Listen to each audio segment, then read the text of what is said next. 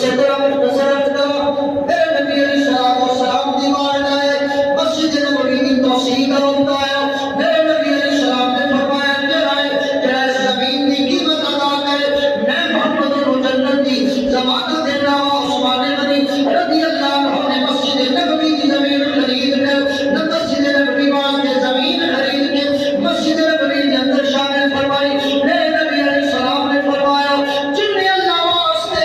اس زمین کے اوپر اللہ کا گھر تعمیر کیتا، رب کائنات جنت دے وچ انہوں دا بدلہ محل دی صورت دا ایک بار نہیں کئی بار عثمان غنی رضی اللہ عنہ نے حضور کی بارگاہ کے اندر جنت کا پروانہ حاصل کیا، جنت حاصل کی، اور نبی علیہ السلام کو ہمیشہ کے لیے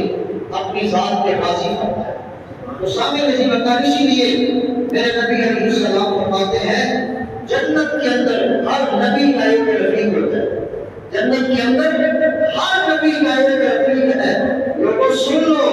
جنت کے اندر میرا رفیق میرا عثمان ہے، جنت کے اندر میرا رفیق میرا عثمان ہے۔ ارے جسے حضور رفاقت عطا فرمائے، جسے حضور اپنا قرب عطا فرمائے، آج کے سیاہ چہرے والوں کی کیا اوقات ہے کہ وہ عثمان کو نبی سے دور کر سکے؟ اختیار مصطفیٰ کا ہے، اختیار چہرے والوں کا کہ جن کو عثمان غنی رضی اللہ عنہ کی شہادت کے دن بھی مولا علی کا آج بلند کر کے مولا فرمانا یاد آ گیا، لیکن عثمان غنی کی شہادت کا احساس نہیں ہوا کہ ادھر عثمان غنی رضی اللہ عنہ کی شہادت کا دن ہے اور ہم ان کی بارگاہ میں خراج تحسین پیش کریں۔ کون سنی ہے جو مولا علی کی محبت میں کمی کرنا چاہتا ہے؟ بولیے،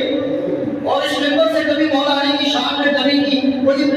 بات بیان کی ہو، کبھی آپ نے جملہ سنا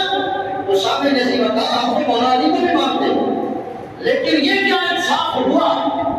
کہ جس کے دروازے پر حسن بھی پہرے دار ہو،